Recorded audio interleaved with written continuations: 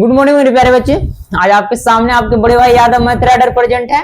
देखिएगा, बहुत सारे बच्चे का कमेंट आ रहा था कि जो क्लास 10 के बच्चे जो आपका चैप्टर नंबर 9 है मैथमेटिक्स वाला, ऊंचाई और दूरी, ऊंचाई और दूरी that means height and distance के नाम से आप जानते हैं, या तो फिर इस चैप्टर को नाम हम लोग जानते हैं जो है ना त्रिकोणमिति के अनुप्रयोग। इस चैप्टर को हम लोग जानते हैं त्रिकोणमिति के अनुप्रयोग के नाम से भी, ठीक है ना। तो जो त्रिकोणमिति के अनुप्रयोग है उसका कुछ जो छोटू शॉर्ट क्वेश्चन है, कहने का अर्थ है ना जो वन शॉर्ट क्वेश्चन को अगर आप एक नजर देख लेते हैं ना तो इससे जो है ना या तो डिफाइन की बात आवे या तो ये चैप्टर कहना क्या चाहता है उसके बारे में आप अच्छे से ना जो इलाइजेबल हो जाइएगा, अच्छे से आपको नॉलेज प्राप्त हो जाएगा। ओके, यही बात को जो है ना मैं एक लड़के को समझा रहे थे कि छोटू आपका बिहार बोर्ड का एग्जाम आ गया है और आप मात्र 2 से 3 महीना बच गया, आप रात दिन एक कर दीजिए। तो वो लड़का एक प्यारा सा जवाब दिया, वो बोलता है कि ठंड में हम खीरा खाइब जरूर, हम ठंड में खीरा खाइब जरूर, सर्दी हो जाए या खांसी और बिहार बोर्ड एग्जाम में डिवाइस लेकर जाए जरूर, जेल हो जाए या तो फांसी। अरे बाबू ऐसा नहीं करना है, आपके पास अभी इतना सारा टाइम है, आप डिवाइस ले जाने के लिए कैसे सोच रहे हैं? ऐसा मत कीजिए। ओके, तो चलिए आके देखिए, पहले हम बात करते हैं कि जो ऊंचाई और दूरी है इसका क्वेश्चन आता कैसे है। और ये क्वेश्चन जब आ जाता है और इसका थ्योरी आपको पता ना होता है ना, आपसे नहीं बन पाएगा। और बहुत सिंपल सा थ्योरी इसका है, लेकिन लोग बता नहीं पाते हैं। जैसे ही आप चैप्टर नंबर 9 और ऊंचाई और दूरी में जाते हैं, त्रिकोणमिति के अनुप्रयोग हाइट एंड डिस्टेंस में जाते हैं, आपको बस माइंड में एक बात चलनी चाहिए, क्या? बस कुछ नहीं, आपको चलना चाहिए त्रिभुज। और कौन सा त्रिभुज? इसको कहते हैं हम लोग समकोण त्रिभुज। बस समकोण त्रिभुज अगर माइंड में आ गया, हाइट एंड डिस्टेंस खत्म। और इसमें थोड़ा सा छोटी छोटी बातें पर गौर किया जाता है।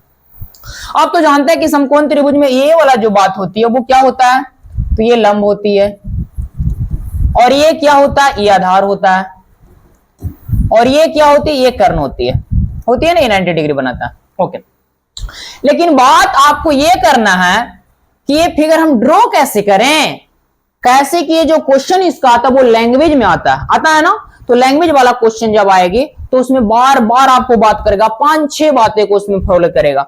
नंबर फर्स्ट आपको बोलेगा कि वो जो है ना या तो एक टावर है, क्या की बात करेगी, टावर की बात करेगी, या तो बात करेगा कोची का तो पॉल की बात करेगा, या तो बात करेगा तो कोची का बात करेगा, पेड़ की बात करेगा, या तो बात करेगा तो क्या बात करेगा, मीनार की बात करेगा।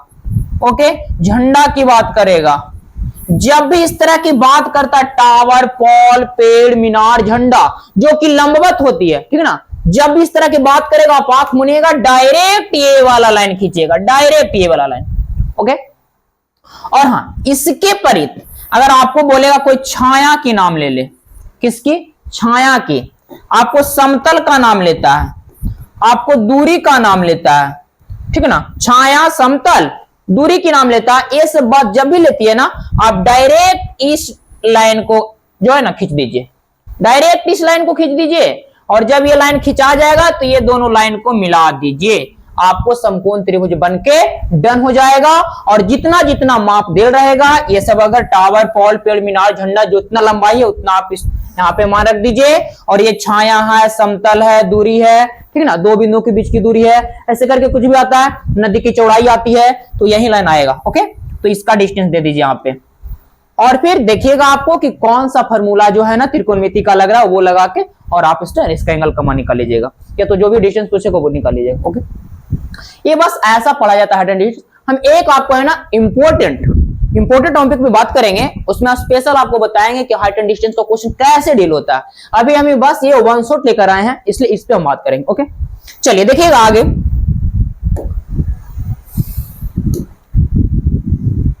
देखिएगा आगे,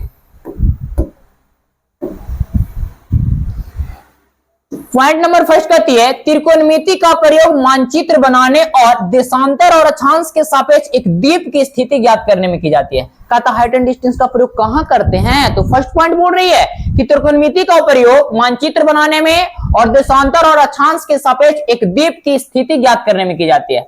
नंबर सेकंड है खगोलविद आज तक त्रिकोणमिति का उपयोग पृथ्वी से अन्य ग्रहों और तारों की दूरियां ज्ञात करने में करते हैं।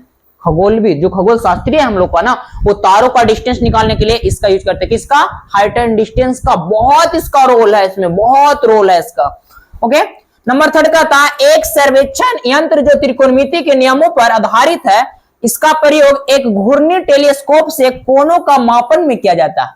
यानी किसके लिए? एंगल के लिए, कोण के मापन के लिए इसका प्रयोग करते हैं, लंबी लंबी डिस्टेंस के लिए जो कि हम लोग मापने में असक्षम रहते हैं। बताइए, आपको समुद्र की चौड़ाई ज्ञात करने का कर दीजिएगा क्या? तारों का डिस्टेंस और तारों से पृथ्वी का डिस्टेंस पूछेगा क्या? बता दीजिएगा क्या? नपा सकता है? इम्पॉसिबल। लेकिन हाँ, मेरा हाइट एंड डिस्टेंस नाप कर दे देगा जी। डायरेक्ट देखते के साथ हाइट एंड डिस्टेंस का फॉर्मूला लगाएंगे और खड़ी खड़ी नाप लेंगे। ओके, नेक्स्ट बात कहता है जब दो कोण न्यून कोण हो तब दोनों कोण समान होंगे। जब दो कोण न्यून कोण हो तब दोनों कोण समान होंगे यदि उनके समान त्रिकोणमितीय अनुपात भी समान हो।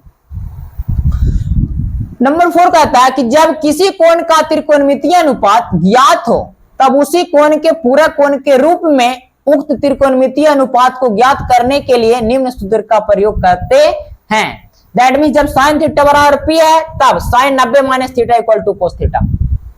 उसी के जैसा जब साइन थीटा की वैल्यू आपको पी दे दिया और कोस थीटा की वैल्यू निकालना तो क्या कीजिएगा? तो sine 90 minus theta equal to cos theta. Sine 90 minus theta equal to cos theta, तो कोस थीटा की वैल्यू कितना हो जाएगा? Root 1 minus P square. और आपको पता भी नहीं चला क्या? नहीं ना पता चला। देखिए कैसे हुआ। जो कहता है आप जानते हैं कि sine square theta plus cos square theta equal to 1 होता है कि नहीं? अच्छा, यहां पे निकालना क्या है? साइन थीटा की वैल्यू दे रखा है 1 और कोस थीटा की वैल्यू निकालना। तो साइन को ही पट्टी कर दीजिए ना, तो इधर बच जाएगा कोस, तो हो जाएगा cos square theta equal to 1 minus sine square theta. और ओनली फॉर हमको क्या चाहिए? कॉस थीटा चाहिए। तो यहां से कॉस थीटा ले लेंगे, तो यहां से स्क्वायर हटेगा तो इस पर क्या चढ़ेगा? रूट चढ़ेगा 1 माइनस साइन स्क्वायर थीटा। यहां 1 माइनस साइन स्क्वायर थीटा तो लिखा कि नहीं? और साइन थीटा की वैल्यू कितना दे लेता? पी दे लेता, तो इसकी जगह पी रख दीजिए, तो हो जाएगा root under 1 minus P square. देखिए यहाँ 1 minus root under 1 minus P square दिया है कि नहीं? दिया, वो फॉर्मूला से बनाया, कोई दिक्कत नहीं। नेक्स्ट पॉइंट कहता है कि इन दोनों त्रिकोणमितीय अनुपातों की मदद से अन्य सभी त्रिकोणमितीय कोणों के पूरक कोणों का मान ज्ञात किया जा सकता है। जैसे उपयुक्त स्थिति में tan 90 माइनस थीटा बराबर cot theta, tan 90 minus theta बराबर cot थीटा। तो बताइए, लिखा भी है छोटू, cot थीटा बराबर क्या होता है? cos थीटा बटा साइन थीटा। और अभी हम cos थीटा की वैल्यू लाए हैं root under 1 minus P square और साइन थीटा की वैल्यू पी लाए हैं, तो cot थीटा बराबर क्या हो जाएगा? Root under 1 minus P square बटा पी। अगला पॉइंट कहती है कि त्रिकोणमितीय अनुपातों की सहायता से किसी वस्तु की ऊंचाई या लंबाई या दो सुदूर दो वस्तुओं के बीच का दूरी ज्ञात किया जा सकता है। किससे? त्रिकोणमितीय अनुपात की सहायता से। कुछ पॉइंट और आपका कहता है, चलिए देखिएगा।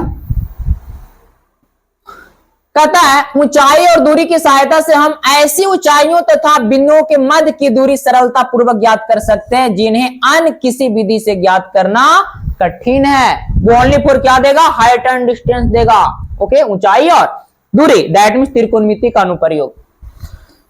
नेक्स्ट कहता है संख्यात्मक रूप से अवनमन कोण का मान उन्नयन कोण के बराबर होता है। कहता उन्नयन कोण और अवनमन कोण दोनों आपस में बराबर होते हैं, सिर्फ उन्नयन कोण नीचे बनते हैं और अवनमन कोण ऊपर बनते हैं। ओके, कहता उन्नयन एवं अवनमन दोनों ही कोणों को उन्नयन एवं अवनमन दोनों ही कोणों को सदैव रेखा के साथ मापा जाता है। कुछ नहीं होता है जी। देखिए इस तरह के एंगल आप बनाते हैं ना, बना रहे हैं, तो ये जो एंगल बनेगा ये क्या होगा? ये आपको जो है ना इसके सापेक्ष ये उन्नयन कोण हो जाएगा और इसी रेखा को आप इधर बढ़ा दीजिए। ओके, और इसी के सापेक्ष जो ये एंगल बनेगा ये अवनमन कोण होगा। ये हुआ जो उन्नयन कोण हुआ, ये हुआ जो अवनमन कोण। तो उन्नयन कोण नीचे की ओर बनते हैं, अवनमन कोण ऊपर बनते हैं, और कोई बात नहीं है। कहता है दर्शक के नेत्र से मीनार की चोटी तक खींची गई रेखा को दृष्टि रेखा कहते हैं। कभी कभी ऐसा क्वेश्चन दिखा गया कि दृष्टि रेखा किसे कहते हैं, तो कहता है दर्शक के नेत्र से मीनार की चोटी तक खींची गई रेखा दृष्टि रेखा कहलाते हैं। बताइए दर्शक के नेत्र से मीनार की चोटी तक, दर्शक के नेत्र कहां है? तो दर्शक के नेत्र यहां है। ओके, और फिर दर्शक के नेत्र से मीनार की चोटी तक, मीनार की चोटी, मीनार ये है, इसका चोटी कहां है? सबसे ऊपर वाला सिरकला ये है इसका चोटी। और यहां इसको मिलाएंगे तो ये क्या कहलाएगा, ये यूनियन कोण कहला जाएगा। ये रेखा क्या आ जाएगा, दृष्टि रेखा कहलाएगा।